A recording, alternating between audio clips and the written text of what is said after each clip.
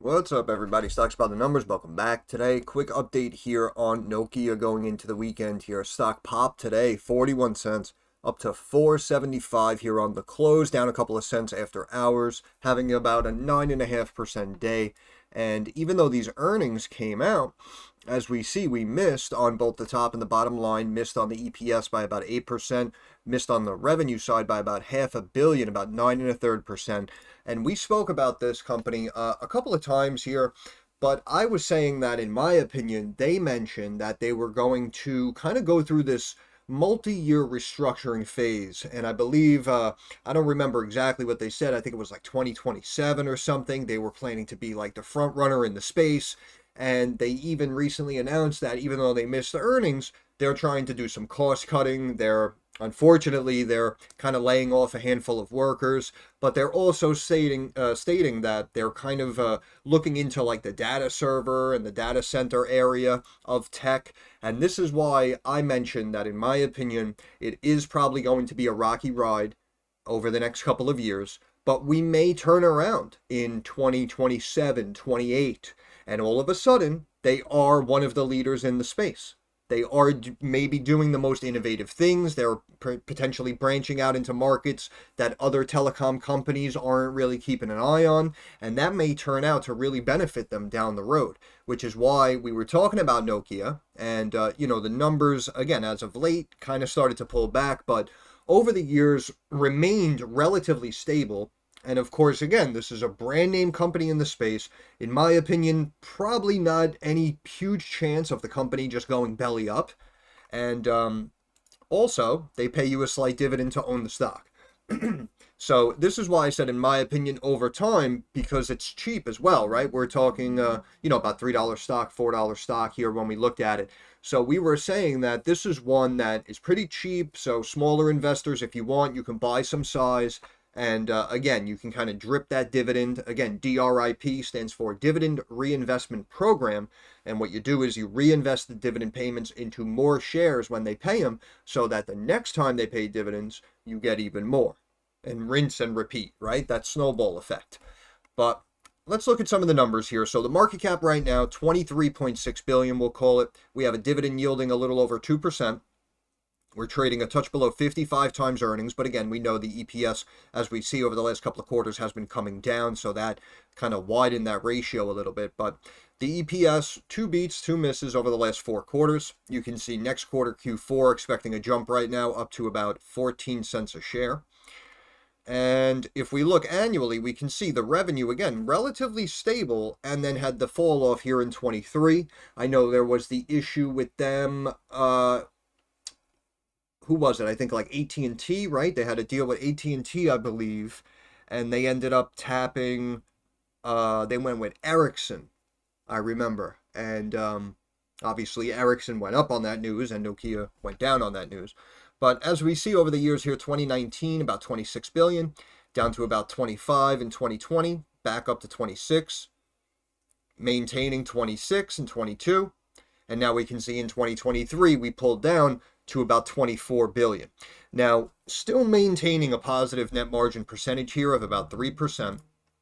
But if we look over the quarters, we can see we've kind of been slowly stepping down. And this is why, again, we said in the immediate short term, we may see the suffering in the numbers, right? Nokia may be just kind of pushed to the wayside as a player in the space right now.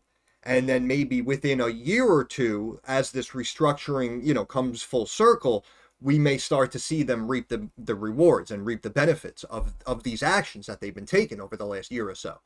And I know it seems like, kind of like a shot in the dark. You can say like, I don't know if I trust the company, I don't know if I want to hang on for a couple of years.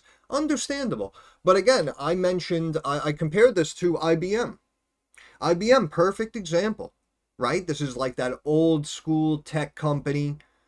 If you look at what all the other players in the spaces were doing, like the Microsofts, like the Apples, right? They were innovating, they were coming out with new products. They were doing, obviously, big marketing and advertising, and that was resulting in massive record revenue coming in. And it was companies like IBM that was suffering because they were kind of viewed as the dinosaur in the space, right? So what did they do? They did the same thing. They went through this whole restructuring phase. The stock, I believe, was in a downtrend for like 5 years or something like that. Now, all of a sudden, the stock is climbing. Now it's trending in the space. It's consistently hitting new highs. And I also said, in my opinion, conservatively, it's a $200 stock. And you can see the stock is up here, 232, right? And that's what I always talk about, similar to what we said with Rolls-Royce. They beat it up, they bring it down. The company has to go through the restructuring. They have to get their ducks in a row. It's going to go quiet maybe for a year or 2 or 3, 5, whatever. And then when it's bottomed out and people forget about it, the spotlight's off of it, that is realistically when you should start to be looking at the company to potentially buy on that weakness, buy near those lows, and then now catch that growth and that rebound based off of the negativities that they just went through over the last 1, 2, 3 years, right? So that's why I compared it to something like an IBM, and I said we could be, rocky here in the short term, but in the long term it can potentially pay off for them. But the company technically still slightly profitable here, but the drop in revenue, of course, is not what we want to see. But we know that Q4, as we saw last year, 6.14 billion. So that seems to be their best quarter, and that's set to come out the end of January. Now, again, that's going to be roughly 3 months from today because we just got earnings. But let's look at some of the news here. What's going on with Nokia stock? I don't know. Let's find out. Rebounded Friday from Thursday's sell-off. Yep, report failed to impress. Net sales decline of 8% to 476 billion. Estimates were about 5 1/3. Weakness in the Indian market. Lost contracts with both Verizon and AT&T. CEO told Reuters that telecom remains a limited growth market for Nokia despite some recovery. Highlighted that Nokia is now focusing on the data center and defense sectors for growth. So, right, I instantly think of Palantir, who is obviously taking huge advantage of not only the defense sector, but as we know, they got their commercial segment climbing as well. So they're kind of rolling on all cylinders. But we see that the defense sector is usually a hot area to be in. And also, I know some people are kind of pulling for Trump. Again, we have elections in about 3 weeks. Some people are pulling for Trump. I know some people are against him. But, a lot of people are pulling for Trump because of the recent turmoil that we've been seeing overseas, and they feel that Trump may kind of put an end to it. So we may kind of quiet down over the next couple of years, which, believe it or not, may help Nokia if they're trying to move into the defense sector, because there's not going to be that type of urgency to where they have to kind of hyper accelerate something that they're working on or moving into because there's, a war that broke out in Europe while they're trying to do this restructuring. You understand what I'm saying? So there might be potentially that peacetime for the next couple of years to where a company like Nokia is now able to get their ducks in a row and now start to dip their toe in the water of the defense sector and slowly begin to collab or team up or just get contracts from some other companies. And you and I both know, if we turn around like a year or so from today and all of us, God, this keyboard sucks, man. It just disconnects and reconnects whenever it wants to. But anyway, if we hear in like a year or so, oh, Nokia's teaming up with Palantir, right, to do some sort of defense project, that's it. We know it's going to be off to the races, right? And that's what I'm saying. That's why now you may have to deal with this uncertainty and the stock being pretty volatile, because it recently hit lows of, sub $3. Now we're up here, we're approaching $5, right? So we're swinging, we're popping, we're dropping. But as we say, you have to deal with the short-term volatility for that long-term growth potential. And that's why you may turn around 2, 3 years from now, all of a sudden, Nokia slowly climbing up $7, $8, $9 a share. You're getting paid the dividend the whole time. Now the company's turning around. It's looking even better, right? People are saying we might see 10, we might see 12. Price targets get raised, right? That's how it works, in my eyes anyway. But you also pointed to a demand rebound in India. We spoke about India now because even I know you guys, I don't know if you know about that guy Vivek Ramaswamy, and he's Indian, and I remember hearing him speak, and he brought up India as a market for the United States, where he basically said in his opinion we should kind of strengthen that relationship, and that's why I said a couple of months ago, I said that if Trump potentially wins this election here, we may want to look at some Indian companies that may benefit from a Trump administration.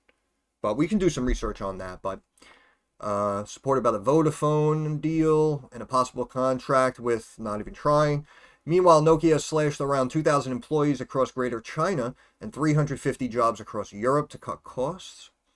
The cost cuts are part of Nokia's plans to slash up to 14,000 jobs to save 800 million euros to 1.2 billion euros by 2026, which is probably why they said by 2027 they're ready to be rocking and rolling. So that, in my eyes, seems to be about the time frame you're looking at here. You're looking for at least the next 2.5 years before we go complete full circle, complete U-turn, and really get back to where we're going, right? But again, as we say, during these lull times, these periods where the spotlight is off of it, that may be where you want to be buying and building a position. Reuters cites Nokia's annual report as stating that as of December 23rd, it had 10,400 employees in Greater China and 37,400 in Europe. That's quite a team you got there. U.S. sanctions on Chinese smartphone giant Huawei cost Nokia its China market, which generated 27% of its sales in 2019, as per Reuters. Greater China generated 6% of Nokia's sales in the current quarter. Chinese operators retaliated against the U.S. embargo by snubbing European equipment. Nokia already sold part of a joint venture with Huawei in China in 2024. Prior reports indicated Nokia's plans to replace Lundmark because he failed to drive revenue for the company. However, the company snubbed the report and acknowledged their faith in Lundmark's leadership. Very, very interesting, right? So you have some people who are looking at the numbers and they're saying revenue's been dropping. You just lost a couple of contracts with, big U.S. telecom companies. You suck at this. Other people are saying, I know that we have to travel through some crap to get to our potential paradise, utopia, on the other side, right? So think about, it's like the Shawshank Redemption moment, right? We just dove into the pipe. And now we have to see if we come out clean on the other end by, whatever, 2026, 2027, whatever it is. Yeah, that's pretty much it. Price up. Now we're getting price target increases. Price target maintained. $6.50 a share by Northland Capital Markets. I respect it. I like it. I like it. Nokia reshuffles communications team. Names former Finnish diplomat to leadership post. There you go. He's working here, ambassador to the U.S. Chief Communications Officer, effective immediately. Fantastic. Wireless technologies, sort of an interim role. Okay, very nice. So again, this is what I mean. Now you're starting to see the beginning of the restructuring, right? We have to cut these jobs. Maybe we don't really need that many people. Maybe we just hired too many people and thought, we would continue expanding at X% rate year over year. And it turns out we've run into stagnation or we're slowing down. So now we actually have to start trimming these people because technically we're kind of paying all these extra employees when we don't really need them. So now we got to, lay off a couple of people. 1 or 2 people on the team did a good job. A few didn't. So listen, let's swap them up. Let's get some in. Let's get some out. And let's shake up the team. And let's see if we can really start to turn this around over the next couple of quarters. That's why I think the stock has been pretty bullish since coming down on these lows. Because I feel like Wall Street sees that Nokia is doing everything they kind of can in their power, right? They're controlling their controllables to try to catch this growth here down the road. And you can see we spoke about this long-term symmetrical triangle. Look at this thing. We were in this long-term triangle and we ended up breaking prematurely. But again, that's because we randomly started surprising here with these numbers. All of a sudden, the profitability side was an issue and then the revenue came in light. And then you can see it became a trend. All of a sudden, we're missing.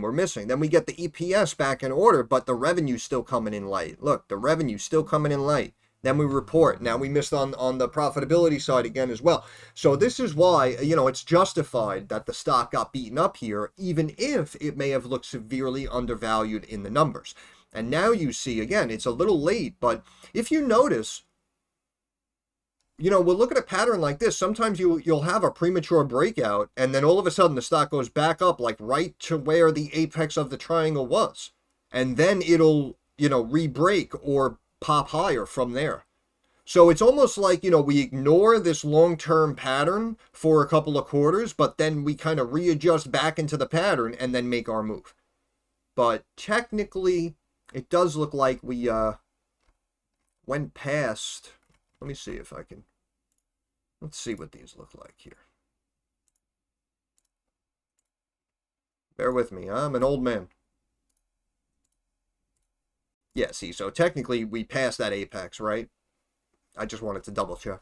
But you can see now we can potentially come back up to this top trend line of the previous symmetrical triangle, which as you see is about 560, 565 and change, which is really kind of like around the middle of this symmetrical triangle that the stock was in for several years. So 6.5 price target is pretty optimistic, but here in the short term, getting the stock back to about 5.5, 560 and change really shouldn't be an issue, in my opinion anyway. Especially now, again, we heard, okay, they're laying off a couple of people. They're looking to save whatever, €1 billion over the next year or two. They brought in a couple of people onto the team now. These are all good things right now. There you go. That person decided to leave the company. They probably took him in a room and said, you know what? You suck. Why don't you get out of here? But, yeah, we have to have our PC headline here. You can't tell people you said that, right? But that's probably what happened. Changes to the team. Here we go. Mixed results. Yep. Weakness in the mobile network segment. Yep.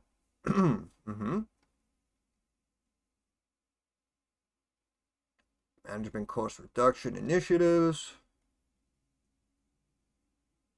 Improved gross margin. Strong growth in free cash flow. Is a tailwind. Okay, a year ago, 133 million euros. And now net income of 175 million euros. So we're moving in the right direction. Cost reduction efforts and higher interest income boosted the net income. Comp profit 358 million euro.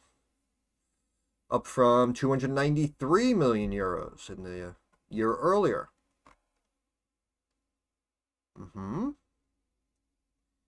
Yep, sales down 8%. Demand softness in multiple segments hindered the top line, which is probably why, again, they're probably sitting there seeing the writing on the wall, saying, you know what, this kind of old school mentality around the telecom company may no longer be viable for us here. So we may have to start moving and maybe rebranding the whole business, right? It has happened before.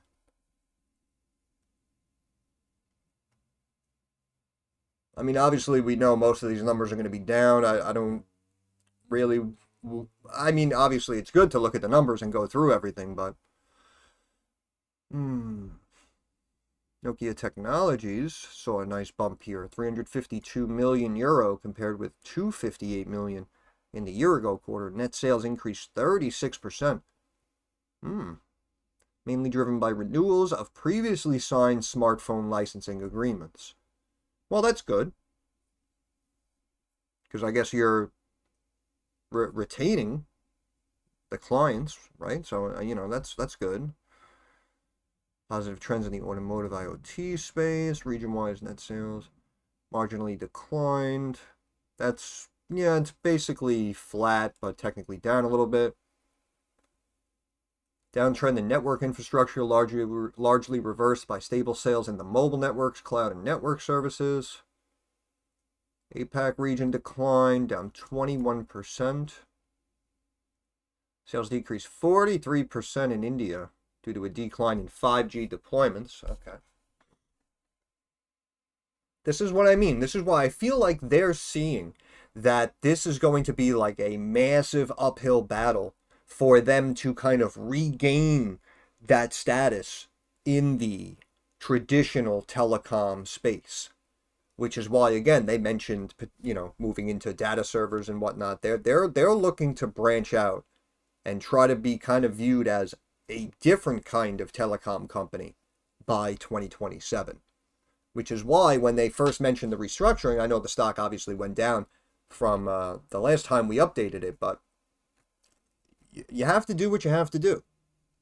Adapt or die, right? That's what they say. Americans witnessed 3% decline. Comp gross margin increased to 45.7% from 40.8% in the year-ago quarter. Very nice. Operating profit increased 9% year over year. Operating margin improved to 10.5% from 8.9%. 728 million euros. Cash for operating. As of September 30th, 2024, the company had 7.04 billion euros in cash and cash equivalents, with long-term interest-bearing liabilities of 2.79 billion euros. Guidance down, expects a comp operating margin in the range of 2.3 to 2.9 billion euro. Free cash flow is estimated within 30 to 60%. CapEx is estimated to be 450 million. Possibly due to, well, we don't know. Do we know if they have to potentially pay out like severance packages and stuff to the 10,000 workers they're looking to lay off, maybe? So maybe that's why the CapEx is expected to go up, and guidance is expecting to take a hit next quarter as well. Management's downgrade. Yes, they know this. They know this. At least they're not hiding it, though, right? I guess we can give them some credit for that.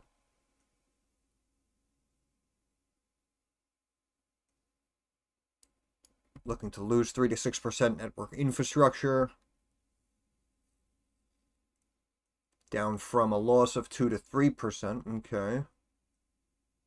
So expecting a loss of about double what they were initially looking to incur from that segment.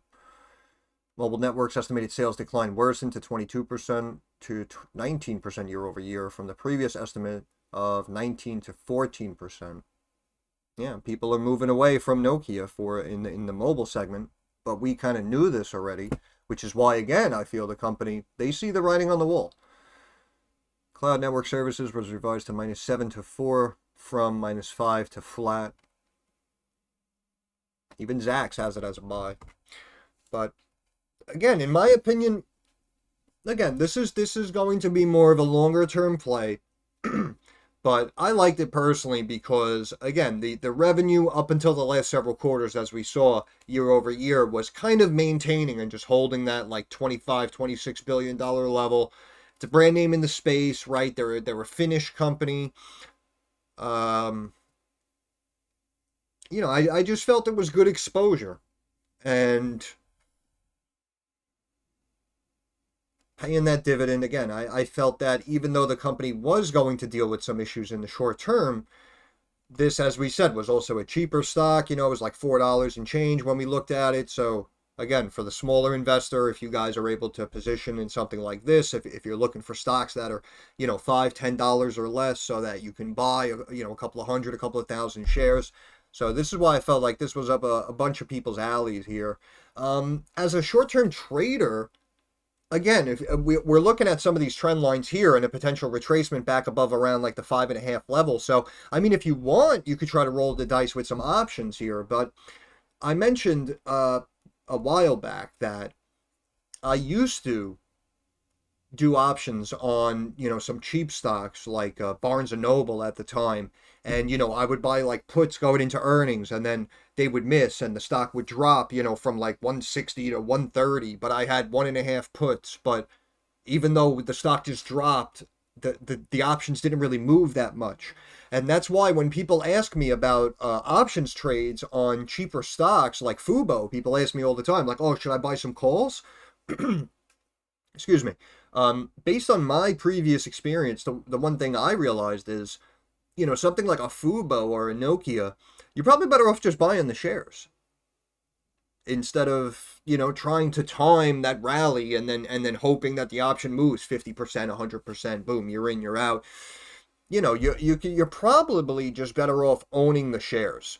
So when we look at the stocks like the Fubos or SB or, Nokia here, just a couple of bucks a share, in my opinion, just, if you like it and you want to catch some sort of pop or growth, just buy the damn shares. But Nokia cuts almost 2,000 jobs in China. Yep, we know this. Let's just see. I'm just curious to see if we have any recent price target changes after sales fail to recover. Yep. Earnings rise, revenue decline. Yep, sales fall. Mm-hmm.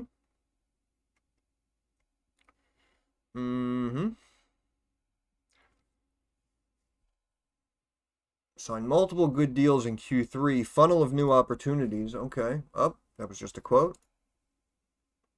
Since losing AT&T deal, have signed contracts worth much more than what was lost. Wow. Well, that's phenomenal. Cost cuts aren't sacrificing R&D output. I mean, I will say right now that it literally sounds like they're saying all the right things. Cost cuts a little ahead of schedule. Sound familiar? Rolls-Royce? Wink, wink. 3/4 order intake slightly behind. Market is recovering, but recovering slowly. Well, you know what they say, slow and steady wins the race. Fiscal year outlook required strong order intake in Q3 and Q4. Should see improving trends into 25.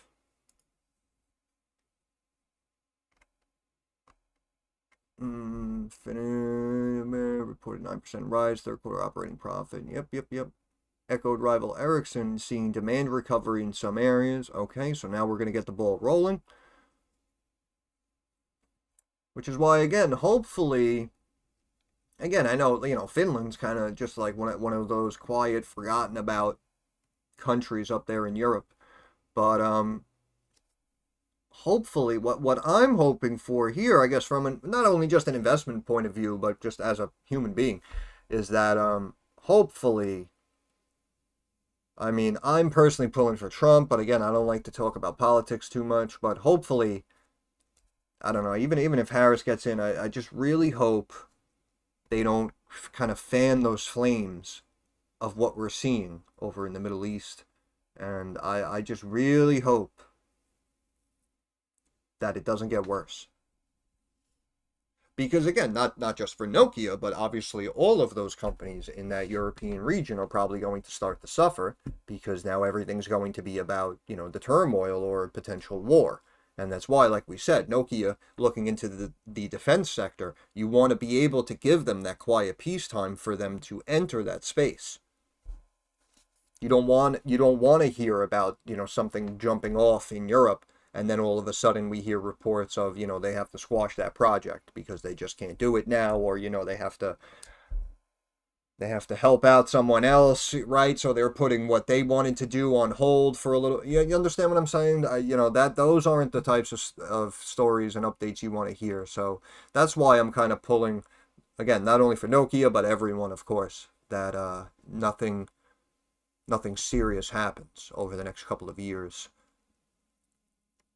Both Nokia and Ericsson said North America started to show signs of growth after years of weakness, and we also saw this recently with our telecom companies as well, Verizon, right? As I mentioned, we completely beat the stock up. It was like hanging out at 50 for a while, then they brought it all the way down to 30, multi-decade low or whatever it was, and now it's back up to like 44, 45, and, we're back on track, everything's fine again. Which, again, leads to that Buffett method of finding brand name companies and wait for the sector to slow down, wait for the money to flow out of telecom as it's flowing into tech, let those companies sell off, come down to these lows, and then that's when, you swoop in, you start to build a position because you're buying a brand name company at a discounted value, right? Buffett 101.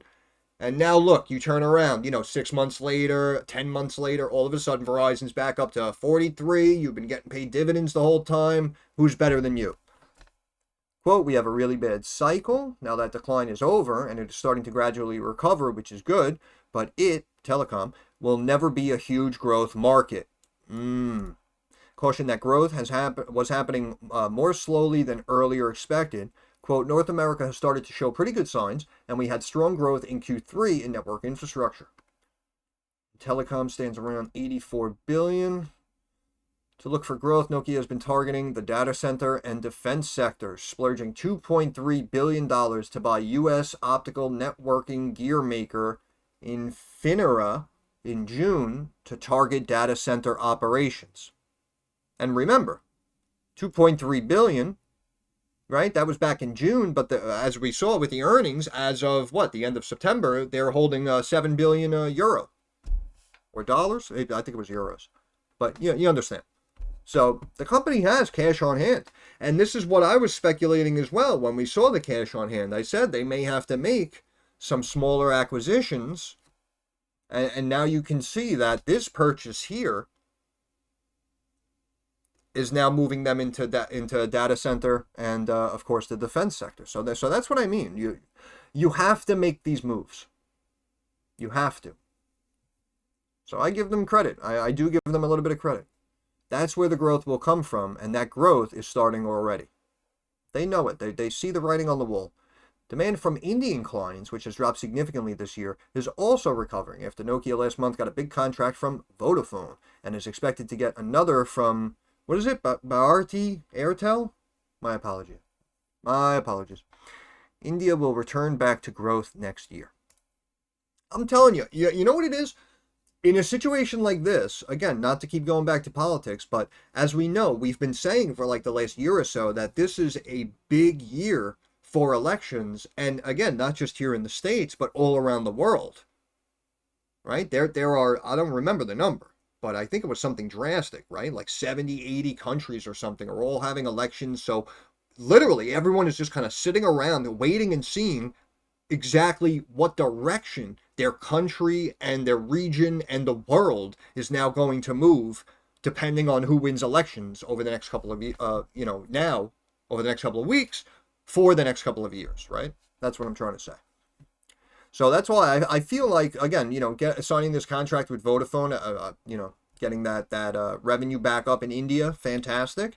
And in my opinion, I think we may start to hear more deals like that after elections, right? So I feel like, in my opinion, like December of this year, January of next year, all of a sudden you're going to start seeing, more deals being signed across the board, not just with Nokia. Comp earnings before interest and tax rose to 454 million euros, beating 424 million euros expected by analysts. Nokia maintained its full-year profit outlook of 2.3 to 2.9 billion euros, but said it was currently tracking within the bottom half of that range. Oh, they put a little conversion here. Very nice. $1 equals about 0.92 euros. So almost 1 for 1, but a little more. Cost cuts aren't sacrificing R&D. I mean, again, in my eyes, I really do like this company. And again, I think we first looked at it. It was in this triangle here, basically around the price it is right now. And then we dropped out. We did an update. I said 396 looked like the level to hold. You can see we had a bounce off of it here. It looked like we had multiple candles here trying to get back above it. Rejecting, gets above it. Look, tries to bounce, stay above it, breaks down. On that news, this, I believe, was the news of Verizon, I think they said, going with Ericsson or whatever, AT&T. I don't know. It's all running together. My apologies. But you understand. Stock came down 294 new lows. And look at that. Been on the up and up, essentially, ever since. But again, this 396 level, look at that.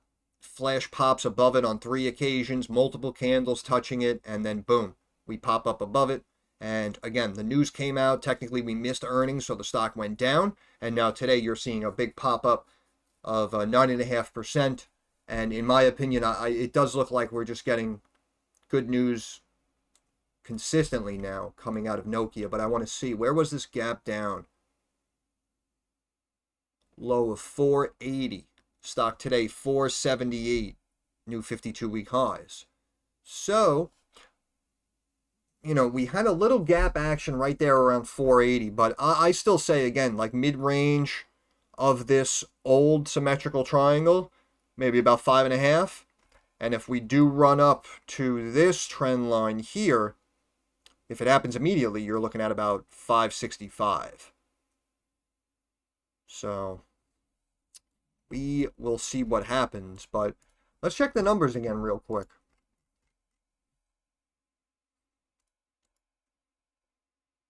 Dead 5.7, sub 5, slightly back up to 5.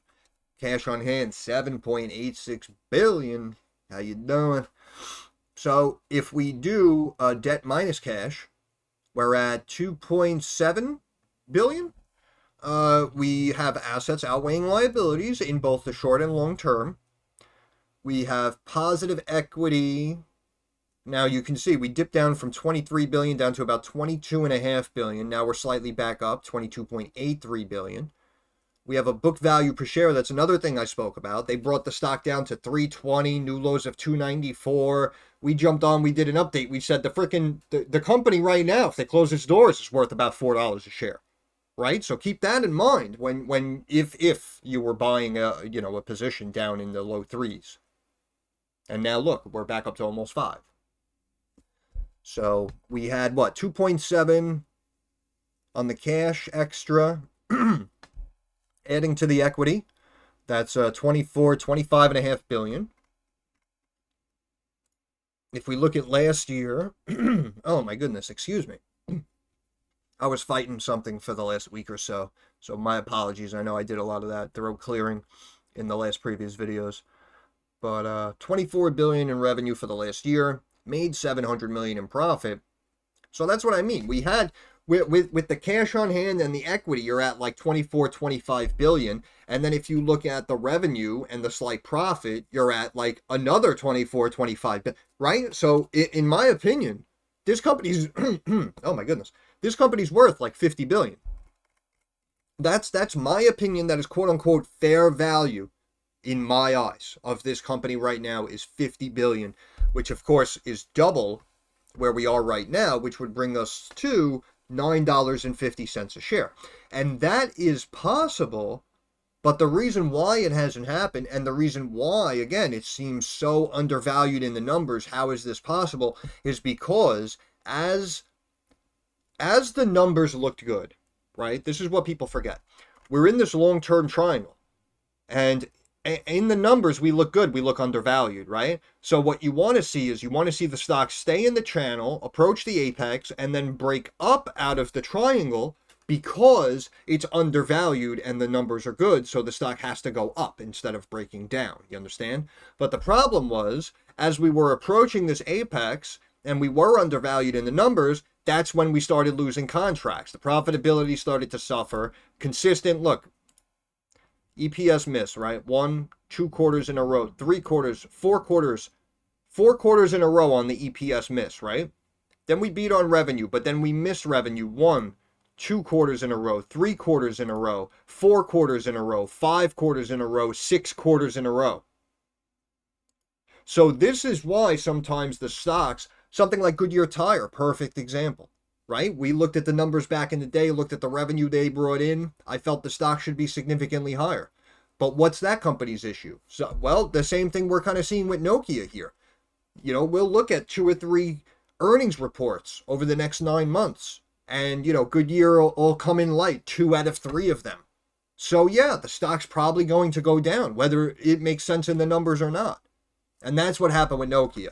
So if you're wondering if the company was able to kind of be in line, or if they missed, but then they beat, and then they slightly missed, but then they beat again, right? Even if you had that kind of hit and miss, you may have stayed inside of the triangle. And of course, if they were able to beat all these earnings, then we would have been saying the company looks severely undervalued in the numbers. It's approaching the apex of this long-term triangle. The pop-up is coming. You're going to see $7, $8. But that's not what happened. The company started missing numbers, missing estimates. So they had to break the stock down. But again, based on everything we just looked at, in my opinion, this stock, I mean, it really should climb up to $7, $8, and it might happen even before these like huge earnings beats come out throughout 25 and 26, just because of the news that we're getting from the company. Making small acquisitions, changing up our leadership, cutting costs, right? Maintaining our investments into R&D. Don't worry, that's not affected, right? These are all good updates. So that's why I'm saying we may even run up here and then, start to pull back and reject here as we miss earnings potentially over the next couple of quarters. But we'll see. We have to take it quarter by quarter. But let's look at stock charts real quick. I'll let you go. We had the break here right below the 50-day moving average, and then boom, stock popped 9.5% today. RSI shoots right up to basically the benchmark sitting at 71. So we may pause for a little bit here. MACD was trending downward. You can see it tried to cross here to the upside, had two little rejections. And now, of course, today on the big pop, boom, we crossed to the upside. So now technically we may ride off that bullish momentum, but we were pretty tight on the Bollinger Bands. And of course, big pops and big drops caused them to trumpet up and down. So we'll see now over the next couple of days if they adjust or if now the stock just starts to climb and all of a sudden we're at 575, right? So we'll see over the next couple of days. We switch over here weekly and we can see RSI on the weekly as well, now up to 71, because again, the stock dropped down, hit these lows basically going into the new year, and since the bull dropped, it's been slowly inching up under the radar.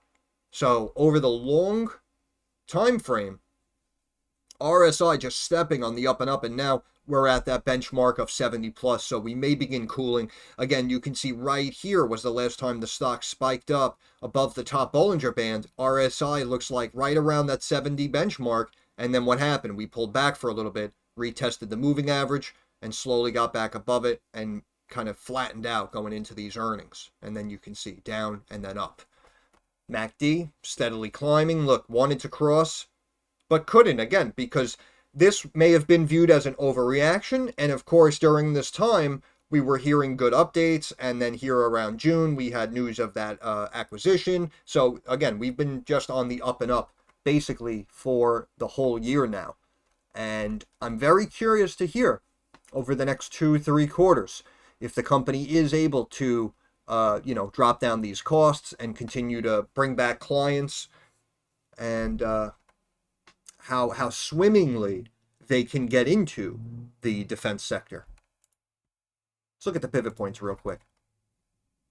Next pivot point up here, 553. What did we say? 5.5, 560. Should be no problem. Boom. There it is right there. Technically, we're above this resistance level of 442, which technically signals more bullish momentum, which is why I'm saying again, RSI is a little high. Maybe we cool back down, retest that level, and then bounce and slowly make our way up to 5.5, 560. That's the weekly. If we look on the daily, we can see top line resistance was 462. Stock broke right above that. But we can see also over in September, look at that previous resistance pivot point, about 475. Stock closed today, 475, which again is why I always like to look at some previous pivot points or some past trend lines from a year ago, right, that we were looking at, that now all of a sudden the stock is like reapproaching if we extend the line out, right? So that's why I try to kind of also look at previous technicals as well. But you can see previous resistance last month, 475, right where the stock closed today. So that's why we do have kind of continued bullish momentum, but we also did have a big surge today right near the resistance level, a previous pivot point, and of course RSI on both the daily and the weekly sitting right at that 71. So this is why we may begin cooling, but overall, shout out to any of you who stepped in, bought that dip, and were building a position since we looked at it. Because again, brand name in the space, and in my opinion, probably not going anywhere. They just need some time. And shout out to RDS actually, because he updated me today in the Discord and basically said, "Listen, Nokia is having a great day. It's up here, hit highs, 9%, and excellent entry." Told us, shared with us in the Discord, has a cost basis of $345 a share. Stock up to 475 already. So congratulations to them. Fantastic buy. And Whether it was immediately off of my video or not, I appreciate the fact that, at least you looked at it from my viewpoint, and, you took a position at a discount, and as of right now, seems like a phenomenal call. So congratulations to them. And that's pretty much it. Oh, wait, let's look at the forecast. Yeah, see, people are still bearish on it, but I have a feeling that some of these price targets are going to be changed. I really do believe that in the near term. And we can see profitability was an issue. We have 2 beats of the last 3 quarters, so we're trying to turn that corner. Forecasting, even though we're bouncing around, we are forecasting to remain profitable. And again, revenue down from the 6 billions and change down to the high 4 billions. Expecting a good Q4. Well, not good, but, back up to 6. And then you can see 4.7, and then we're looking to get back above 5 billion going into the middle of 2025, which is why I was saying, in my eyes, 2-3 quarters from now, we may be dealing with a completely different animal, which is why now, as the company is struggling, this may be the time to keep it on a watch list and consider taking a position. But that's just me. We have 9 analysts giving it a strong buy, 5 giving it a buy, 13 giving it a hold, 1 saying to sell, 2 saying strong sell. But again, I think in my eyes, I agree with this because of recent earnings, right? Like we said, we broke down out of that triangle prematurely. Revenue started to drop. We started to lose clients. So it's understandable if you have a sell rating.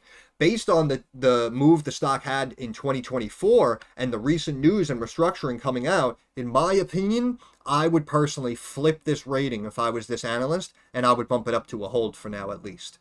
If you don't want to give it a buy and you want to give it, again, 2-3 quarters, understandable. These analysts should really pump these up to holds. And again, like that other price target we saw, 6.5, that is still conservative in my opinion, based on the long-term potential that can come. Again, I say fair values around 50 billion. That's $9.50 a share. So I'm going to go out on a limb, and I'm going to say long-term personal price target on Nokia, $10 a share. I'll end it there. Once again, Stocks by the Numbers, thank you for stopping by, because I know it's Friday if you're seeing this right now. So I appreciate you taking a moment Friday afternoon before going into the weekend and giving me your ear for a few minutes. But I understand that markets are rocky, they're volatile, they're very uncertain. So I want to wish all of you success. I hope everyone makes a couple of dollars. Thank you so much for your time, and have a great weekend.